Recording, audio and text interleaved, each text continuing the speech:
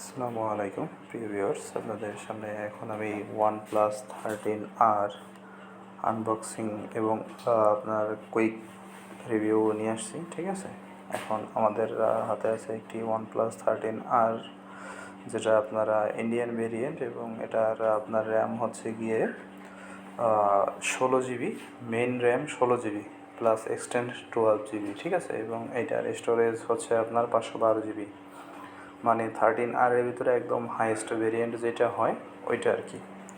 ঠিক আছে, অবশ্য যদিও আমার এখানে পছন্দের তালিকায় ছিল হচ্ছে গিয়ে OnePlus 13, কারণ এটার থেকে ওইটা ফার ফার বেটার, প্রসেসর বলেন, ডিসপ্লে বলেন, ঠিক আছে, সাউন্ড কোয়ালিটি, ক্যামেরা কোয়ালিটি সহ।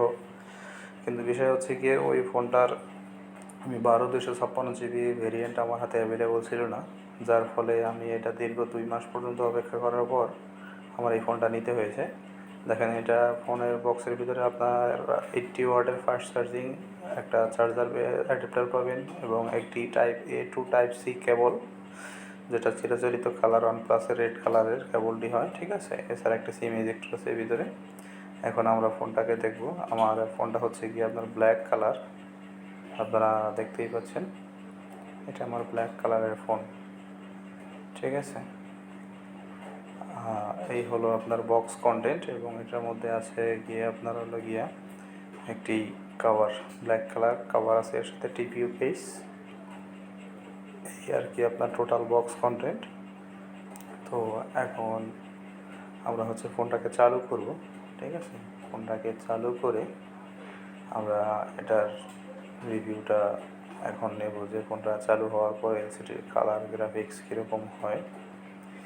এই আর কি, এখন দেখছেন ফোনটা বুটিং হচ্ছে। ঠিক আছে, এটা খুব দ্রুতই বুটিং হয়ে যাবে, যেহেতু আমাদের এটা 16 GB র্যাম ভেরিয়েন্টের। তো আমাদের ফোনটা বুট হয়ে গেছে, এখন এটাকে আমরা কুইক সেটআপটা করে নেব।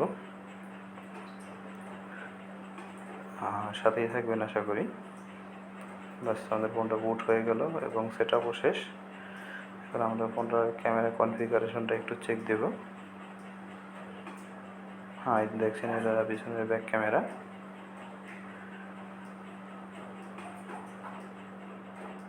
এবং এই হলো আপনার ফ্রন্ট ক্যামেরা। ঠিক আছে, আর এখন একটু এটা স্পেসিফিকেশনটা একটু দেখিয়ে দেবো আপনাদেরকে। এই যে দেখতে পাচ্ছেন 13R, 512 GB স্টোরেজ এবং 16 GB র্যাম। ঠিক আছে, ভিডিওটির সাথে থাকার জন্য ধন্যবাদ। আসসালামু আলাইকুম।